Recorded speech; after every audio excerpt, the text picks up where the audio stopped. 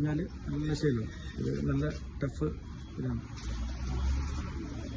എൻ്റെ കയ്യിലൊക്കെ ഡിഫറെൻ്റ് പുറത്തേക്ക് മുകളിലൊരു ഡിസൈൻ വന്നിട്ട് എൻ്റെ ഈ പട്ടി വരെ ഇത് ഈ ബട്ടണിൽ വെക്കുന്ന ഇതുവരെ സെപ്പറേറ്റ് കട്ടിങ് ചെയ്തിട്ടാണ് എടുത്തിട്ടുള്ളത്.